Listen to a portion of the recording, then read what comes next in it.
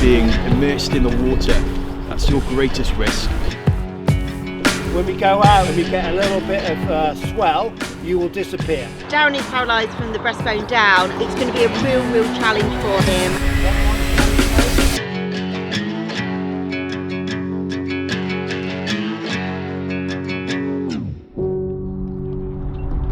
We're here in Cardiff Bay and it's just been epic to be back out on the water. It's great to be reunited with the team. I think the plan is ironing out some of them skills and drills that we've sort of not been able to collectively do together, and it's going to be some cat-sized drills. Darren is paralysed from the breastbone down and therefore his balance in the kayak is really difficult, but the choppiness of Cardiff Bay today, there's a breeze in the air, it's going to be a real challenge for him, and it's all about balance. And then actually for him to get back in the boat is quite difficult. He's going to need support to do that, and that's all the stuff we're going to be testing today. So when we're actually doing this epic adventure, we'll be good to go, and can keep heading up the country.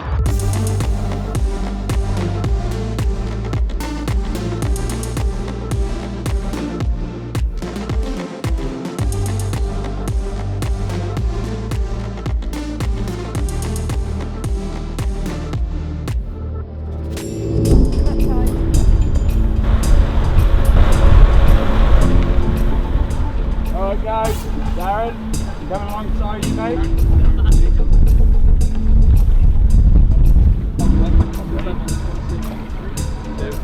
Nice. Yeah. All good. And in the back, so for me, if something comes in from our left, that's my weaker side of my core.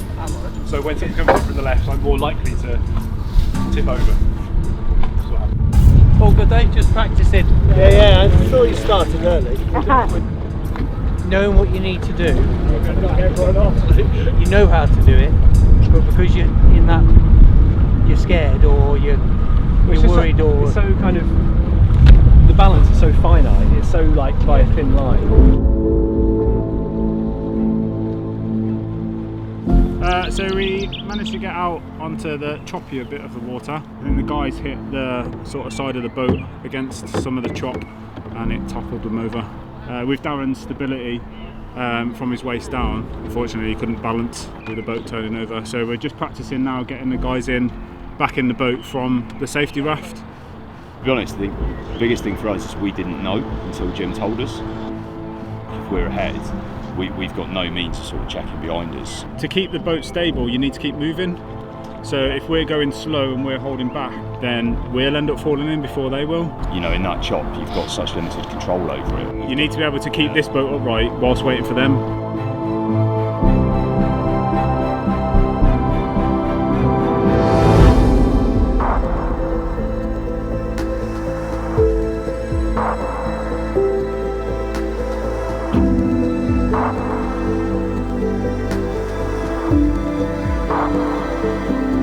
The majority of the journey is going to be on open water. We've done a lot of estuaries, we've done a lot of canals, but open water stuff has been limited. We're just seizing every opportunity we've got between now and the main event, which I think is only 6 weeks away, which is a little bit scary, a little bit exciting.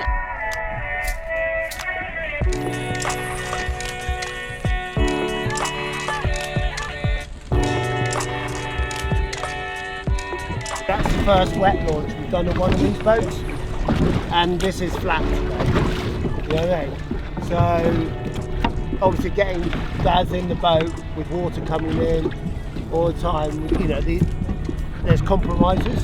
Is if we can get the launching on off the boat, that's going to be a lot better than launching off wet beaches, especially if this beach is a nice beach.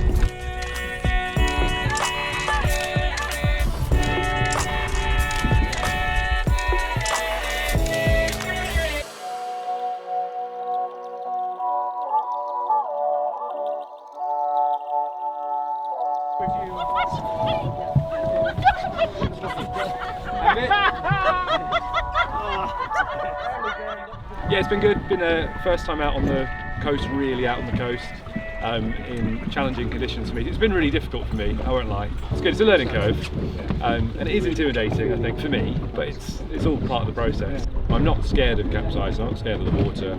I'm just scared of, not scared of, but I have a fear of failure. You know, I want to be able to contribute as much as possible, as much as the other guys in the team.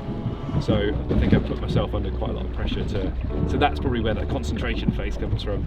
And I'm desperately not trying to fall in. So I've been more relaxed today though.